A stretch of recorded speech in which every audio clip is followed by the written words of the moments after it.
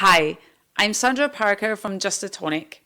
6 years ago, I was struggling with alcohol. I was a binge drinker. I tried willpower, all the usual stuff for decades.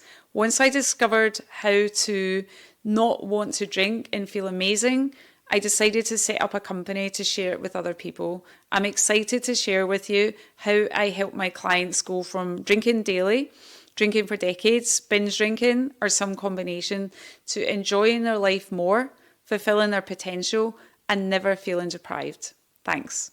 So, if I'm an avid alcohol consumer, at what point do I look at myself and recognize that actually I've got a problem?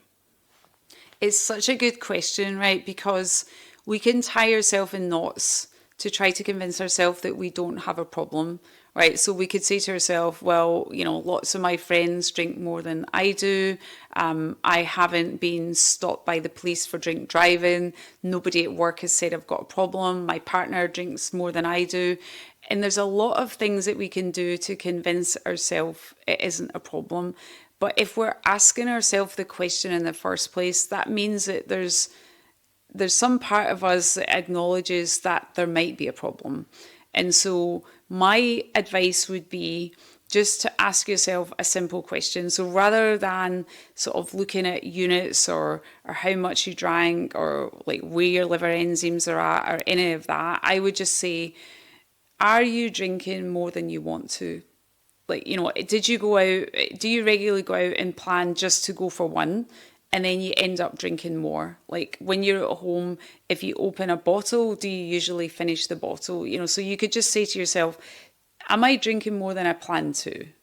Am I drinking more than I wanted to on a regular basis? And if the answer is yes, then that is a sign that you're not in control.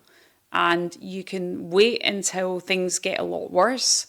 But my advice would be, if you know you're not in control, then that's the time to take action, because it's the earlier that you do this, the easier it's going to be. And it's much better to do it when you feel you've got a lot to lose rather than when you've already lost it.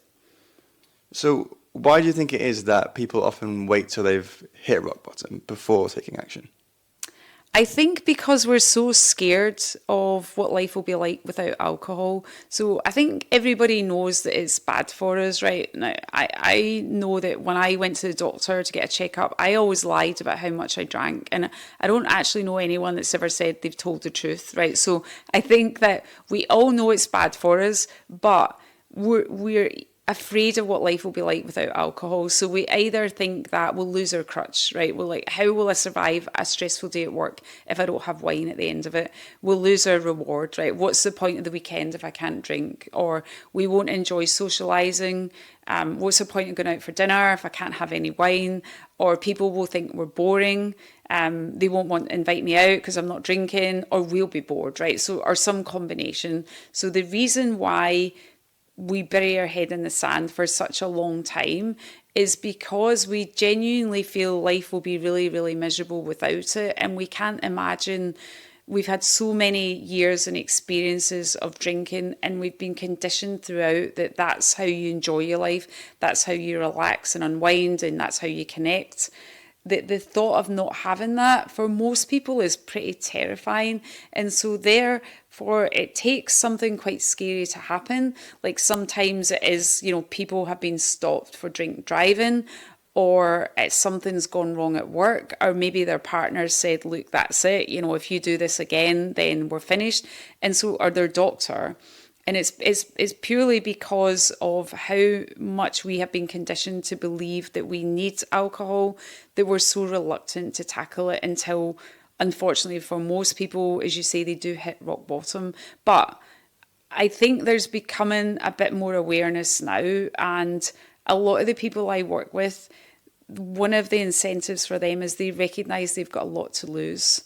So, if you've in a really good job and you've managed to get away with it up until now, you can't assume that's always going to be the case, right? If you've always been reasonably healthy, but you're getting into your 40s or even your 50s, you're going to start realising that, you're not going to be able to keep this up forever.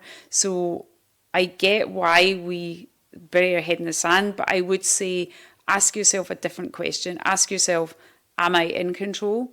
Am I drinking more than I want? And do I have a lot to lose? And then the last thing I'd say is, what if it was actually better? If the thing that's putting us off is because we think is miserable, what if you could enjoy your life more because you don't feel deprived? And if you got your head around that, then there wouldn't be this fear about taking action.